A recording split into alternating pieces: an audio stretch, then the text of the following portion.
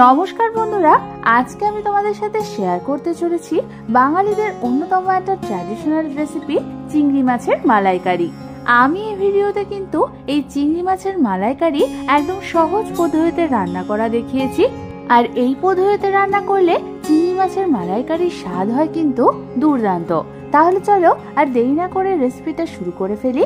আর আমি সুস্মিতা তোমাদেরকে আমার চ্যানেল ইয়ামিটস বাংলাতে স্বাগত জানাই।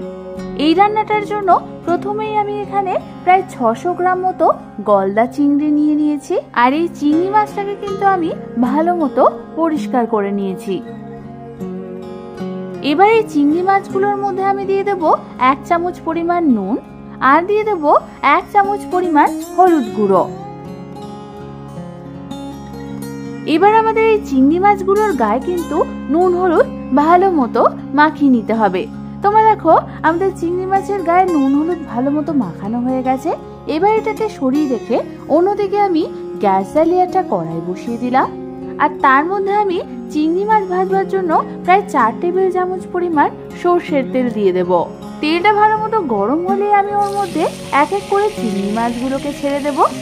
এবার আমাদের এই চিংড়ি মাছগুলোকে মিডিয়াম ফ্লেমে ভালো মতো উল্টে পাল্টে প্রায় 3 থেকে 4 মিনিট ধরে ভেজে নিতে হবে। যেহেতু গলদা চিংড়ির মাথাগুলো একটু মোটা ধরনের হয়, তাই এটাকে একটু টাইম নিয়ে তোমাদের ভাজতে হবে। 3 থেকে 4 মিনিট পর তোমরা দেখো আমাদের চিংড়ি মাছগুলো কিন্তু ভালো মতো ভাজা হয়ে গেছে। এবার এগুলোকে তেল থেকে তুলে আমি একটা অন্য পাত্রে নামিয়ে নেব। তারপর ঠিক একই পদ্ধতিতে আমি বাকি চিংড়িগুলোকেও ভেজে নেব। তোমরা কিন্তু আবার মাছগুলোকে অনেকক্ষণ সময় ধরে ভাজতে যাবে না, তাহলে তোমাদের চিংড়ি মাছ ভেতর থেকে শক্ত হয়ে যেতে পারে। তোমরা দেখো আমাদের প্রায় সমস্ত চিংড়ি মাছগুলোই ভাজা হয়ে গেছে, তাই এই সবগুলোকে তেল থেকে তুলে একটা অন্য পাত্রে আমি নামিয়ে নেব। তারপর ওই তেলের মধ্যে আমি ফোড়নের জন্য দেব 2 খানা তেজপাতা, 1 খানা শুকনো লঙ্কা, হাফ চামচ পরিমাণ সাজিরে, 1 খানা দারচিনি, 3 খানা এলাচ, 3 খানা লবঙ্গ আর দিয়ে দেব 1 চামচ পরিমাণ চিনি। এবার আমাদের এই সমস্ত কিছুকে হালকা হাতে কিছুক্ষণের জন্য নাড়াচাড়া করে নিতে হবে। চিনিটা হালকা ক্যারামেলাইজড হয়ে গেলে আমি এর মধ্যে দিয়ে দেব 2 খানা মিডিয়াম সাইজের পেঁয়াজ বাটা। পেঁয়াজ বাটাটা দেওয়ার পর আমাদের এটাকে হালকা হাতে একবার নাড়াচাড়া করে নিতে হবে। তারপর আমাদের এই পেঁয়াজটাকে মিডিয়াম টু লো ফ্লেমে কষিয়ে নিতে হবে প্রায় 3 থেকে 4 মিনিট ধরে। ততক্ষণে আমি অন্যদিকে নারকেলের দুধটা বানিয়ে নেব। তার জন্য একটা মিক্সার গ্রাইন্ডার জারের মধ্যে আমি দিয়ে দেব একটা অর্ধেকটা কুড়োনো নারকেল আর দিয়ে দেব প্রায় হাফ কাপ পরিমাণ জল। এবার আমাদের এই সমস্ত কিছুকে ভালো মতো মিক্সিতে একবার ঘুরিয়ে নিতে হবে। ভালো মতো মিক্সিতে ঘোরানোর ফলে নারকেলটা আমাদের একদম পেস্ট হয়ে গেছে। এবার আমি এটাকে একটা বোলের মধ্যে ট্রান্সফার করে দেব। তারপর ওর মধ্যে আমি দিয়ে দেব প্রায় হাফ কাপ পরিমাণ গরম জল। গরম জলটা দিয়ে আমি এটাকে একটা প্লেট দিয়ে ঢাকা দিয়ে রেখে দেব। এর ফলে তোমরা নারকেলের ঘন দুধটা ভালো মতো বার করতে পারবে। এবার অন্যদিকে তোমরা দেখো আমাদের পেঁয়াজটা কিন্তু ভালো মতো কষানো হয়ে গেছে আর এর থেকে তেলও বেরিয়ে এসছে। ঠিক এই সময় আমি এর মধ্যে দিয়ে দেবো প্রায় 1 টেবিল চামচ পরিমাণ আদা বাটা, 1 চামচ পরিমাণ হলুদ গুঁড়ো, 1 টেবিল চামচ পরিমাণ কাশ্মীরি লাল লঙ্কার গুঁড়ো, 1 চামচ পরিমাণ জিরে গুঁড়ো, 1 চামচ পরিমাণ ধনে গুঁড়ো আর দিয়ে দেব 1 চামচ পরিমাণ নুন আর কিছুটা পরিমাণ গরম জল।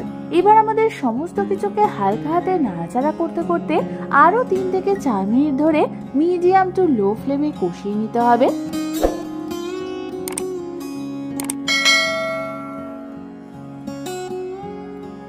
প্রায় 3 থেকে 4 মিনিট পর মশলাটা থেকে যখন তেল ছেড়ে আসবে, তখন আমি এর মধ্যে দিয়ে দেব একটা মিডিয়াম সাইজের টমেটো বাটা। টমেটো বাটাটা দেওয়ার পরও আমাদের এটাকে আরো 2 থেকে 3 মিনিট ধরে ভালো মতো কষিয়ে নিতে হবে। প্রায় 2 থেকে 3 মিনিট পর গ্যাসের ফ্লেম লো রেখেই আমি এর মধ্যে দিয়ে দেব প্রায় 2 টেবিল চামচ পরিমাণ ফ্যাটানো টক দই। টক দইটা দিয়ে আমাদের সমস্ত কিছুকে হালকা হাতে একবার নাড়াচাড়া করে নিতে হবে। টক দইটা দেওয়ার পর আমাদের এই লো ফ্লেমে সমস্ত কিছুকে হালকা হাতে একবার নাড়াচাড়া করে নিতে হবে। তারপর আমি এটাকে ঢাকনা চাপা দিয়ে একদম লো ফ্লেমে রেখে দেব আরো 3 থেকে 4 মিনিটের জন্য। 3 থেকে 4 মিনিট পর ঢাকনা খুলে তোমরা দেখবে আমাদের মশলাটার থেকে তেল ছেড়ে দিয়েছে। এই সময় আমাদের মিডিয়াম ফ্লেমে সমস্ত কিছুকে হালকা হাতে একবার নাড়াচাড়া করে নিতে হবে। এবার আমি একটা স্ট্রেনার নিয়ে তার মধ্যে ওই কুড়োনো নারকেলটাকে দিয়ে দেব। তারপর আমাদের ঠিক এরকম ভাবে চামচের সাহায্যে চেপে চেপে এর থেকে দুধটা বার করে নিতে হবে। তোমরা কিন্তু যতটা সম্ভব চেপে চেপে এর থেকে দুধটা বার করে নেবে। তারপর যে নারকেলটা পড়ে রইলো সেটাকে আমি আবারও বোলের মধ্যে ট্রান্সফার করে দেব। তারপর ওর মধ্যে আমি দিয়ে দেব আরো হাফ কাপ পরিমাণ গরম জল, যাতে ওই নারকেল থেকে আরো কিছুটা দুধ বার করা যেতে পারে। এবার অন্যদিকে নারকেলের দুধটা গ্রেভিতে দেওয়ার পর আমাদের এটাকে হালকা হাতে প্রায় 1 থেকে 2 মিনিটের জন্য নাড়াচাড়া করে নিতে হবে। 1 থেকে 2 মিনিট পর আমি এর মধ্যে দিয়ে দেব ভেজে রাখা চিংড়ি মাছগুলোকে। চিংড়ি মাছগুলো দেওয়ার পরও আমাদের সমস্ত কিছুকে ভালো মতো একবার নাড়াচাড়া করে মিশিয়ে নিতে হবে। চিংড়ি মাছটার সাথে মশলাটা ভালো মতো মিশানো হয়ে গেলে আমি আবারও স্ট্রেনারের মধ্যে ওই নারকেলটা দিয়ে দেব। তারপর চেপে চেপে ওর থেকে এইভাবে দুধ বার করে নেব।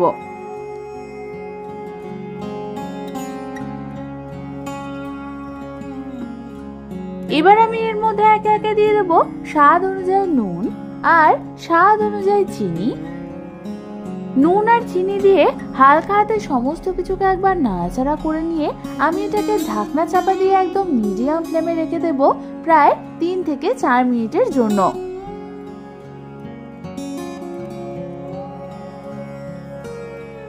প্রায় 3 থেকে 4 মিনিট পর ঢাকনা খুলে তোমরা দেখো আমাদের গ্রেভি থেকে তেল বেরিয়ে এসছে।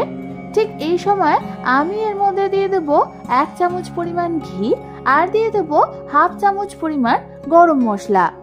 ঘি আর গরম মশলা দিয়ে হালকা হাতে একটু নাড়াচাড়া করে নিলেই কিন্তু তৈরি হয়ে যাবে আমাদের দারুণ স্বাদের চিংড়ি মাছের মালাইকারির এই রেসিপিটা। কি দেখেই জিভে জল আসছে তো?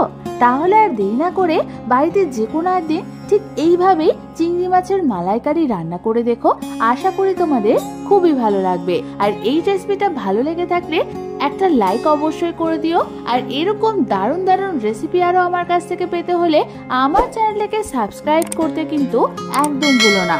আজ তাহলে পর্যন্তই, আমি আবার চলে আসবো তোমাদের কাছে নতুন কোনো রেসিপি নিয়ে।